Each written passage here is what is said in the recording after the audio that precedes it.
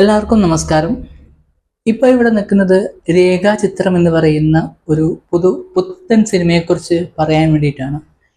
ഈ സിനിമ ആസിഫ് അലിയും ജോഫിൻ ടി ചാക്കോവും ആദ്യമായി ഒന്നിച്ച് ചെയ്യുന്ന ഒരു ചിത്രമാണ്. അതുകൊണ്ട് തന്നെ ഈ സിനിമയ്ക്ക് നല്ലൊരു ആൻറ്റിസിപ്പേഷൻ, മച്ച് ആൻറ്റിസിപ്പേറ്റഡ് മൂവി എന്ന് വേണമെങ്കിൽ ഈ സിനിമയെക്കുറിച്ച് പറയാം.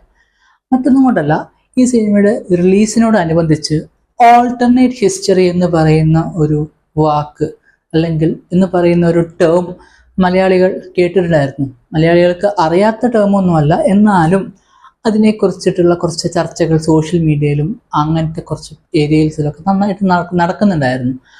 ആ ചർച്ചകളെ എല്ലാം ശരിവെക്കും വിധം ഉള്ള ഒരു കഥയാണ് രേഖാചിത്രത്തിനുള്ളത്. ഈ ഒരു തീം ആയതുകൊണ്ട് കൊണ്ട് തന്നെ ഒരു എക്സ്പെരിമെൻ്റൽ മൂവിയാണ് രേഖാചിത്രം എന്ന് പറയുകയാണെങ്കിൽ തെറ്റൊന്നും പറയാൻ പറ്റില്ല. അതൊരു എക്സ്പെരിമെൻ്റൽ മൂവിയാണ്. അതിൻ്റെ ട്രീറ്റ്മെൻറ്റ് വളരെയധികം ഡിഫറെൻ്റ് ആയിട്ടാണ് ചെയ്തിട്ടുള്ളത്. ഈ സിനിമയുടെ ഒരു സവിശേഷത എന്ന് പറയുമ്പോൾ ഈ ഒരു ട്രീറ്റ്മെൻറ്റ് തന്നെയാണ്. അതിൻ്റെ എക്സിക്യൂഷൻ ലെവൽ നന്നായിട്ടുണ്ട്.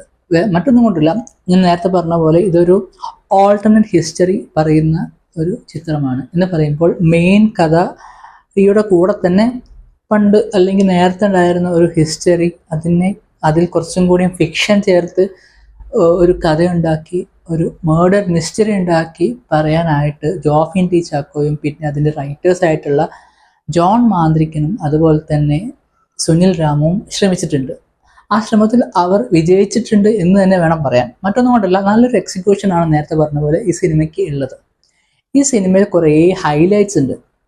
ആ ഹൈലൈറ്റ്സ് എന്തൊക്കെയാണെന്ന് വെച്ച് കഴിഞ്ഞാൽ, ഓൾട്ടർനേറ്റ് ഹിസ്റ്ററി എന്ന് പറയുന്ന ഈ സംഭവം കാതോട് കാതോരം എന്ന് പറയുന്ന 1985 ഇറങ്ങിയ ചിത്രത്തിനെ ആസ്പദമാക്കിയാണ്. ഈ ചിത്രത്തിനിടയിൽ നടന്നിട്ടുള്ള കുറച്ച് സംഭവങ്ങളെല്ലാം കോർത്തിണക്കിയിട്ടാണ് ഈ സിനിമയുടെ ഒരു കഥ ഉണ്ടായിട്ടുള്ളത്. ഇനിയും ഞാൻ കുറേ പറഞ്ഞു കഴിഞ്ഞാൽ അത് ഇതായിപ്പോവും, സ്പോയിലർ ആയിപ്പോവും. ഒരു മേർഡർ മിസ്റ്ററിയാണ്. 40 കൊല്ലം മുമ്പ് നടന്ന ഒരു മേർഡർ ഇപ്പോഴാണ് തെളിയുന്നത്. എങ്ങനെയാണ് അല്ലെങ്കിൽ ആരാണ് അതിന് പിന്നിൽ? ആ ഒരു മിസ്റ്ററി തന്നെയാണ് രേഖാചിത്രത്തിൻ്റെ ഏറ്റവും വലിയൊരു ഹൈലൈറ്റ് എന്ന് പറയുന്നത്. ഇതിൻ്റെ എഴുത്ത് തന്നെയാണ്, വീണ്ടും പറയുന്നു, എഴുത്ത് തന്നെയാണ് സിനിമയുടെ മേജറായിട്ടുള്ളൊരു മെറിറ്റ് എന്ന് പറയുന്നത്. അതിൻ്റെ എക്സിക്യൂഷൻ, എഴുത്തിന് കഴിഞ്ഞിട്ട് അതെങ്ങനെ എക്സിക്യൂട്ട് ചെയ്യാമെന്ന് സംവിധായകനും അതുപോലെ തന്നെ കൂടെയുള്ള ക്രൂവും വളരെ നന്നായിട്ട് ചെയ്തിട്ടുണ്ട്.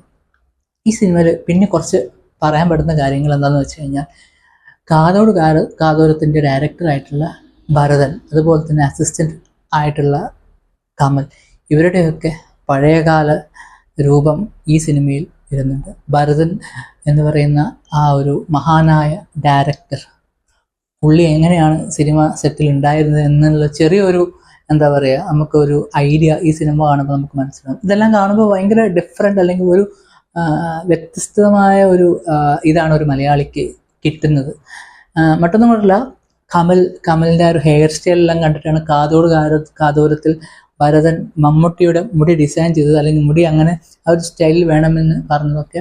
അങ്ങനത്തെ കാര്യങ്ങളൊക്കെ ഈ സിനിമയിൽ പറയുന്നുണ്ട്. അതൊക്കെ ഒരു ഒരു ഒരു പുതിയ അറിവ് കൂടിയാണ് ഒരു സാധാരണ പ്രേക്ഷകന്. സിനിമയായിട്ട് ബന്ധപ്പെട്ട ആൾക്കാർക്ക് അതൊക്കെ അറിയുന്നതായിരിക്കും. പക്ഷെ ഒരു സാധാരണ പ്രേക്ഷകന് ഒരു സിനിമ കാണുമ്പോൾ ഇതൊക്കെ വളരെ രസകരമായിട്ടുള്ള കുറച്ച് ഇൻഫർമേഷനാണ്. ഇതൊക്കെ തരാനായിട്ട് ഈ സിനിമയ്ക്ക് കഴിഞ്ഞിട്ടുണ്ട്. അതുപോലെ തന്നെ ഈ സിനിമയിൽ മമ്മൂട്ടി എന്ന് പറയുന്ന ആളുടെ ഒരു ചെറിയ പ്രസൻസ് ഉണ്ട്. ആ പ്രസൻസ് എങ്ങനെയാണെന്ന് ഞാനിപ്പോൾ പറഞ്ഞു കഴിഞ്ഞാൽ ഭയങ്കര സ്പോയിലറായി പോകും. അതുകൊണ്ട് ഞാൻ പറയുന്നില്ല. എന്നാലും മമ്മൂട്ടി അല്ലെങ്കിൽ മമ്മൂക്ക എന്ന് പറയുന്ന മലയാളികളുടെ ഏറ്റവും പ്രിയപ്പെട്ട ഒരു നടൻ്റെ പ്രസൻസ് സിനിമയിലുണ്ട്. ഈ സിനിമയിൽ നല്ല പെർഫോമൻസുകളുള്ള ഒരു സിനിമയാണ് ഈ സിനിമ. ആസിഫ് അലിയുടെ പോലീസ് കഥാപാത്രം, ആസിഫ് അലി നേരത്തെയും പോലീസ് കഥാപാത്രങ്ങളെല്ലാം ചെയ്തിട്ടുണ്ട്. പക്ഷേ ഈ സിനിമയിൽ വരുമ്പോൾ വളരെയധികം ഡിഫറൻ്റ് ആയിട്ട് ചെയ്യാൻ ആസിഫിന് കഴിഞ്ഞിട്ടുണ്ട്. തലവനിലെ ഒരു പോലീസല്ല നമ്മൾ ഈ കാണുന്ന വിവേക് എന്ന് പറയുന്ന ആസിഫ് ചെയ്യുന്ന ഈ കഥാപാത്രം. തലവനിൽ നിന്നും വളരെ ഡിഫറെൻ്റ് ആണ്. ഇതിൽ ചില സമയത്ത് പുള്ളി നിസ്സഹായനാണ്, ഹെൽപ്ലെസ് ആയിട്ട് നിൽക്കുന്നുണ്ട്. അപ്പോൾ ഈ മേർഡർ നടക്കുകയും അതോട് അനുബന്ധപ്പെട്ടിട്ടുള്ള പ്രോബ് അല്ലെങ്കിൽ ഇൻവെസ്റ്റിഗേഷൻ നടത്തുന്നതും ഈ പറയുന്ന നമ്മുടെ ആസിഫിൻ്റെ കഥാപാത്രമാണ്. പക്ഷെ ആ ചെറിയ സമയങ്ങളിൽ പുള്ളിക്ക് ചില ഹിക്കപ്സ് ഒക്കെ ഉണ്ടാകുമ്പോൾ പുള്ളി അതിനെ വളരെ സട്ടിലായിട്ടാണ് സിനിമയിൽ അതിനെ കാണിച്ചിട്ടുള്ളത്, ഈ പരിപാടികളൊക്കെ. അപ്പോൾ പുള്ളി നന്നായിട്ട് ചെയ്തിട്ടുള്ളൊരു സിനിമ തന്നെയാണ് നമ്മുടെ രേഖാചിത്രം എന്ന് പറയുന്ന സിനിമ. അനശ്വര രാജൻ ഒരു റിട്രോ നായിക എന്ന് വേണമെങ്കിൽ നമുക്ക് വിളിക്കാം. അങ്ങനത്തെ കുറച്ച് റോൾസ് നേരത്തെ ചെയ്തിട്ടുണ്ടായിരുന്നു അവർ. ഓസ്ലറിലാണെങ്കിലും അതുപോലെ തന്നെ പ്രണയവിലാസം, ഈ 2 സിനിമകളിലും അതേപോലെ തന്നെ 80കളിലെ ഒരു നായിക അല്ലെങ്കിൽ ഒരു ജൂനിയർ ആർട്ടിസ്റ്റ് അങ്ങനെ ഒരാളായിട്ടാണ് നമ്മുടെ അനശ്വര അഭിനയിക്കുന്നത്. അനശ്വരയുടെ ഒരു എന്താ പറയുക അഭിനയം വളരെ രസകരമായിട്ട് വന്നിട്ടുണ്ട്. നല്ലൊരു ഡെപ്തുള്ളൊരു ക്യാരക്ടറാണ്. കുറച്ചൊരു എൻഡിലൊക്കെ ആകുമ്പോൾ കുറച്ചും കൂടി അധികം അവരെ കാണാൻ പറ്റും. അങ്ങനെ കുറച്ച് കാര്യങ്ങളൊക്കെ വരുന്നുണ്ട്. പിന്നെ ഇതിൽ പഴയ ആൾക്കാർ ജോൺ പോൾ സാറ്, അതുപോലെ തന്നെ കമൽ സാർ, നേരത്തെ പറഞ്ഞ ജഗദീഷ്, പിന്നെ അങ്ങനെ കുറേ ആൾക്കാരൊക്കെ ഈ സിനിമയിൽ പിന്നെയും നമുക്ക് കാണാൻ പറ്റുന്നുണ്ട്. അതൊരു വളരെ വ്യത്യസ്തമായിട്ടുള്ളൊരു പരിപാടിയായിട്ടാണ് എനിക്ക് തോന്നിയത്. രേഖാചിത്രം ഒരു നല്ല മേർഡർ മിസ്റ്ററിയാണ്.